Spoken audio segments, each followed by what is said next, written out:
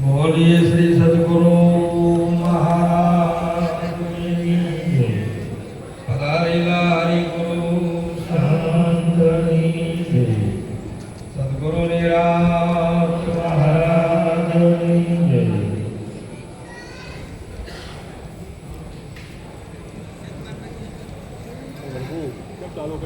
तो परम तत्व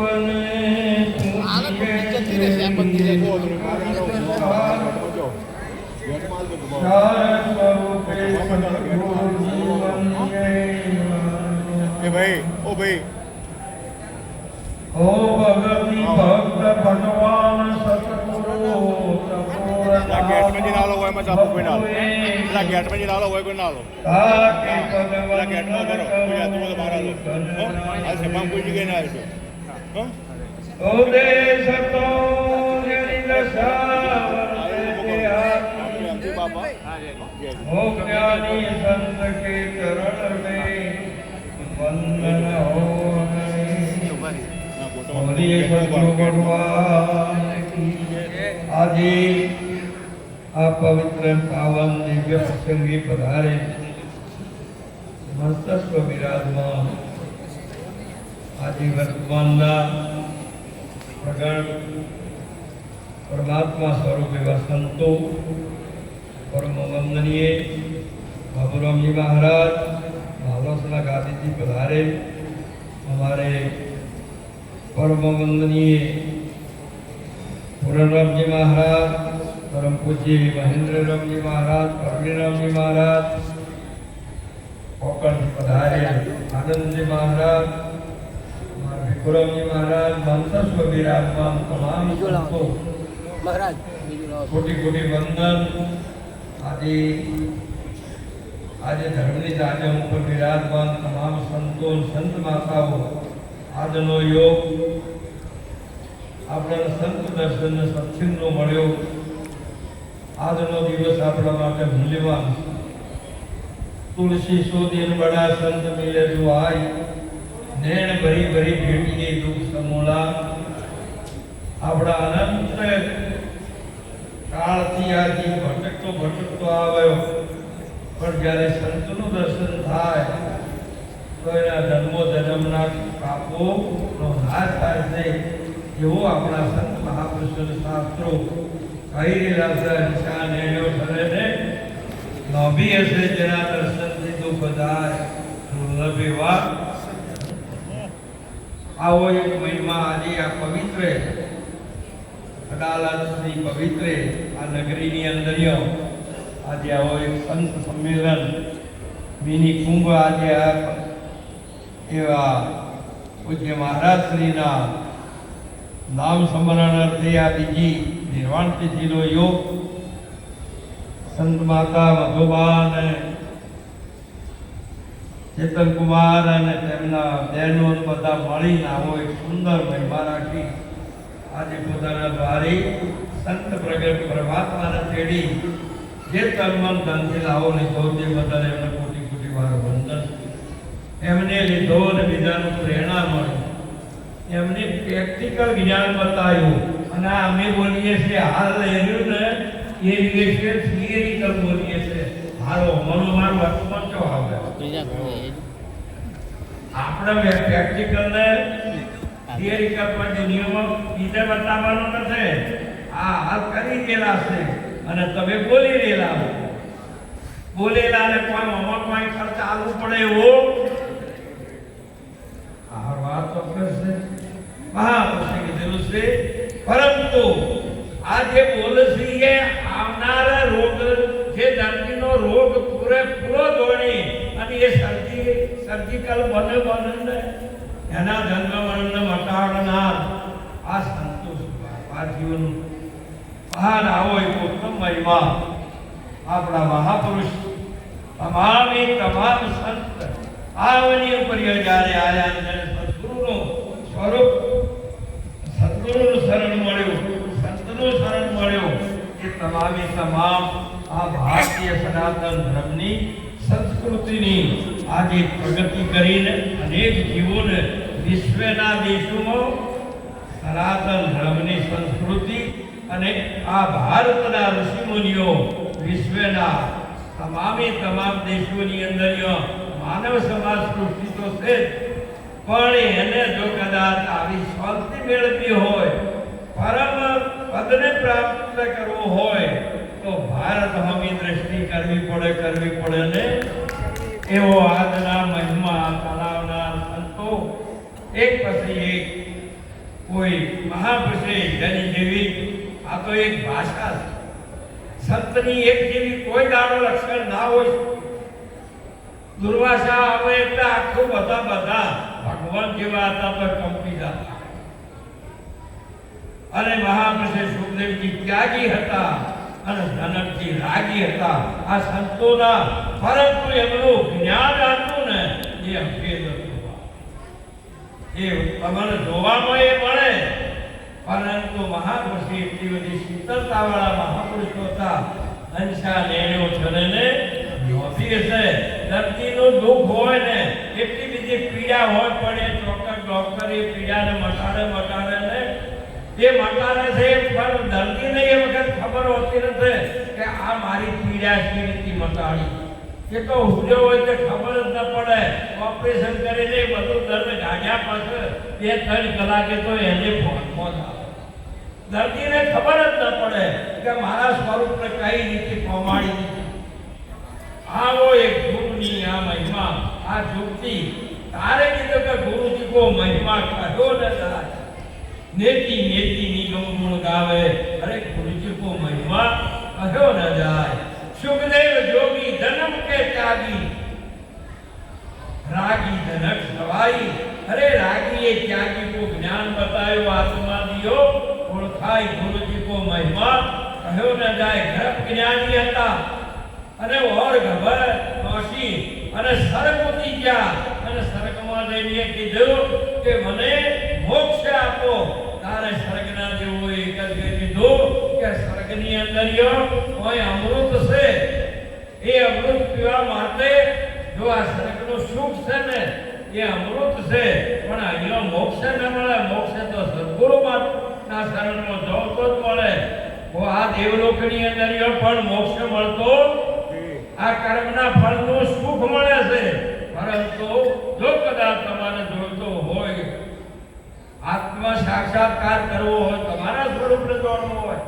તો તમે સદગુરુ સંતના સાનિધ્યમાં જાઓ અબકો જન્મ સુધારો હે ગુરુસા મારો અબકો જન્મ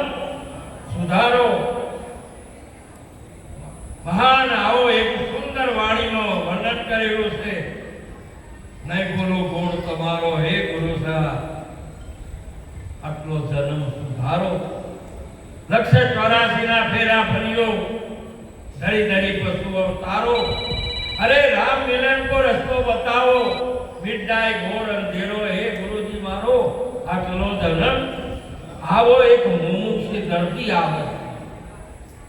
આ સંતોના જો તાપ તો ત્રિવિધિ તાપે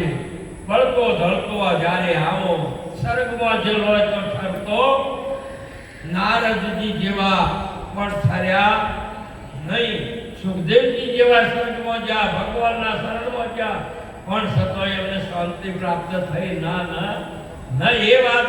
આપણા વેદો શાસ્ત્રો સંતો કી આવા મહાપુરુષે કીધેલો છે રૂબીના સહાય કરે કોડા જીવકી તીરથ ભરો ને હજારો સરકે તેલા પાસા આયા સુખદેવ નારદ પ્યારો હે ગુરુજી મારો સબકો જન્મ સારો આજે આખો આ ભારતની ગુજરાત રાજસ્થાન કે મહારાષ્ટ્ર આ જો કદાચ જીવન મુક્ત મહાપુરુષોથી આવો જે આનંદનો લહેર જો કદાચ ચાલી રહ્યો હોય તો રાત દિવસ આ બધા તમામ જીવોને શાંતિ આપી રહેલા છે એ આપણા સંતો આપી રહેલા છે મહાપુરુષે દિવ્યથી જો થાય અને આખા ગામમાંથી અંધારો જાય છે તે મહાપુરુષે ગુરુના શરણમાં જઈ સુખદેવજી મહારાજ આયા જ્યારે અને જનકજીના શરણમાં જ્યાં તારે એમને આત્મજ્ઞાન થયો અને નારદ દેવ ઋષિ મન હે ગોવિંદ કો જાકો સિર 84 आई अरे भीमर सतगुरु जी शान बताई करता देही मिटाई गुरु जी को महिमा कहो न जाए नेति निगम गुण गावे આવે ગુરુજી કો મહિમા કહ્યો ન જાય. આવી એક ગુરુજીની મહિમા છે અને એક ગુરુની મહિમા ગુરુમુખી જ જાણે, બીજો કોઈ જાણી શકતો નથી, બીજો કોઈ ના જાણી શકે. એક ગુરુમુખી સવાય મહાપુરુષે કીધેલું છે કે આ ગતિ અને આ વસ્તુ પ્રાપ્ત કરી છે ને સંત જાણી શકે છે. જેને સંત સમાગમ સાચો થયો તેના અંતરનો અંધકાર ગયો, જેને ઘટમટ જેને જ્ઞાન રવિનો પ્રકાશ થયો, તેને રજુનો સર્પ ભૂસાઈ ગયો, જેને ઘટમટ ભાગી ભૂકો થયો પછી આત્મા આપ સમાઈ રહ્યો, જેને સંત સમાગમ સાચો થયો તેના અંતરનો અંધકાર ગયો, જે જ્ઞાન ગંગામાં ડૂબી ગયો તેને ભવદર સિંધુ. જો સંસાર જ નતો તો બસ જાગીને જોવું તો જગત દિશે નહીં. તો બોલો ભાઈ આપણે કનામાં આ પાછો કરજો અને આ કરી ભરતા હોય તો તમારા તો કદાચ આપેલો ઝાડાનું ભૂત જ શકે.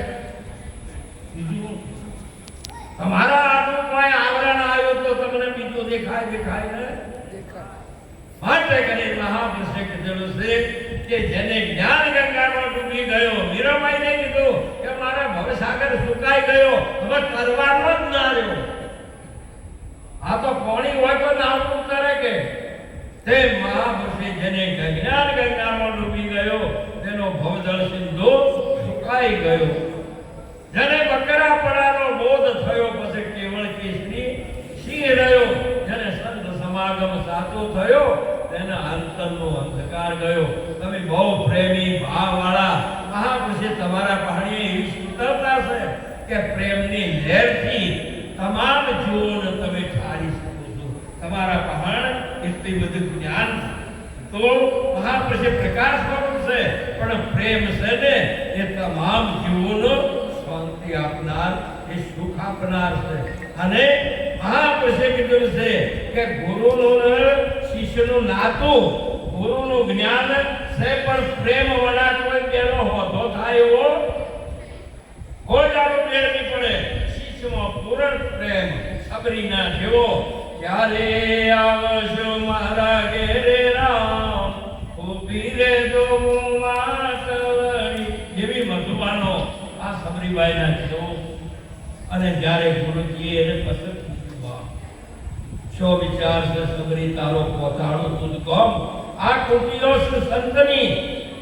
અહીંયા નીત જપાય છે નામ. એ વખત નામ જપાતો તો ને એ નામનો મહિમા છે આજે પડી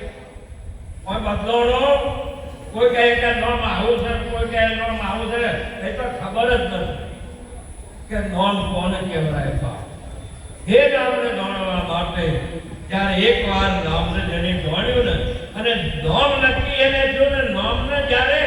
એકવાર જોઈ લીધું અને નામ નક્કી થયું એટલે જે ગેપ થઈ ગયો,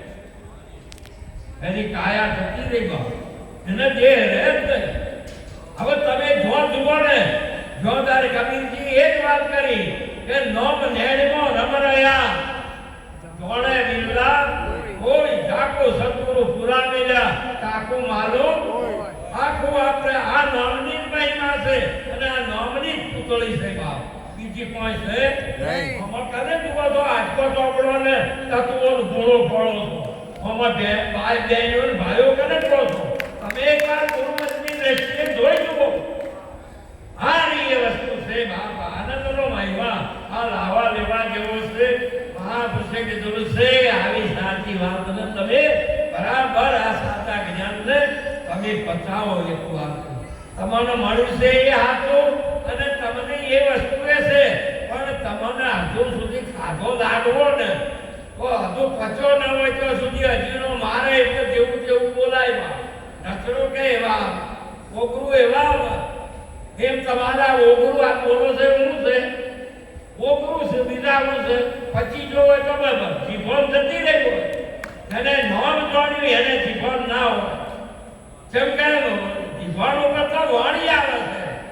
મહાપુરુષે નોમ જેને જોડ્યું તેને જીભોન જતી રહી. તારે જે નામ મેરે નિરંતર બાપુએ કીધી કે જીભ વિનાની યુક્તિ દોરી મહામુક્તિને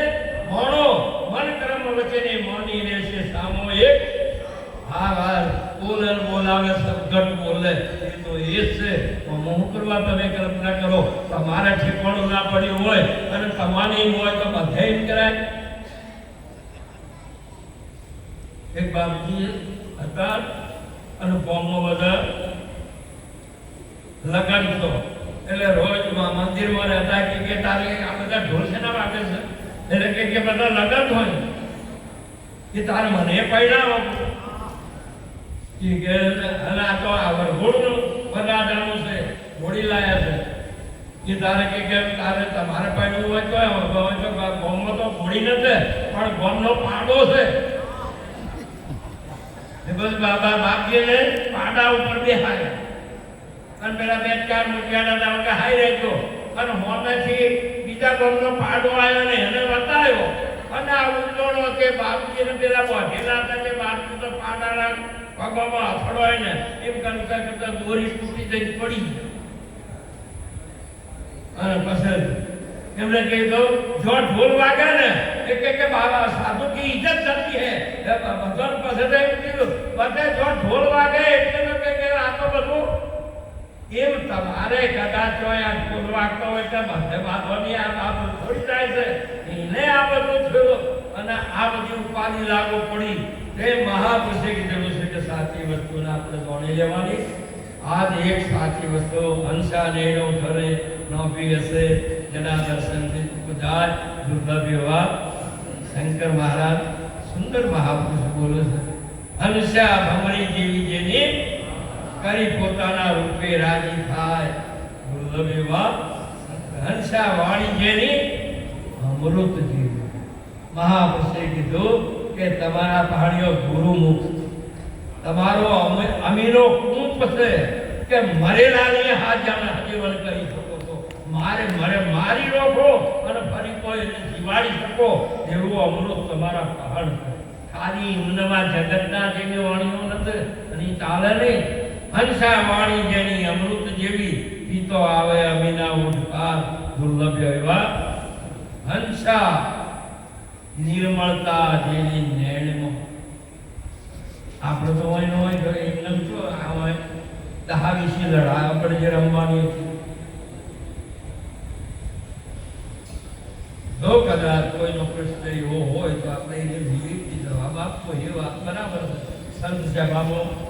કદાચ કોઈને શબ્દ ના સમજણો હોય વચન ના સમજણો તો વિવેકથી કહી શકે છે અને એનો વિવેકથી આપણે સમજાવી છે. આપણે કહી શકીએ પછી પાછો એનો જવાબ આપી શકીએ પણ એને સમજાય નથી. એના પાસે સમજણની બુદ્ધિ ના હોય તો એ તો ના કહી દેતા કે એ ના એટલે એ વાત બરાબર. એટલે મહાપુરુષે કીધું હંસા વાળી જેની હંસા નિર્મળતા જેની નેણમાં દોષ દ્રષ્ટિનો નહીં જેની દ્રષ્ટિના દોષ નજર તળિયા તેને પ્રભુ શેતા છે જેને વચન ગુરુજીના ગળ્યા એને વાલો ભેટ્યા છે. આ મહિમાઓ છે હંસા બ્રહ્મમુખ ભાળે પ્રમાણે ને તેની ભક્તિ અખંડ બ્રહ્માકાર દુર્લભ એવા આવો આજનો મહિમા આ બધા સંત મહાપુરુષે એ જ પ્રમાણે વર્ણન કર્યું. પ્રેમથી બોલો કે જે રીતે તમે બોલ્યા પણ આ સંતોના જે વચનો છે ને એ તો અમૃત છે અને એ સાચા અને જીવોનો કલ્યાણ છે. સંતના મુખમાં જે વેણ નીકળે ને એટલા તમામ જીવોનું કલ્યાણ છે ને માટે એવો આજનો મહિમા બધા પરિવારે મળીને રાખી સંતોને તીડી લાવો લીધો એટલું કઈ મારી વાણીને વિરામ આપું. કૃષ્ણ કનૈયા.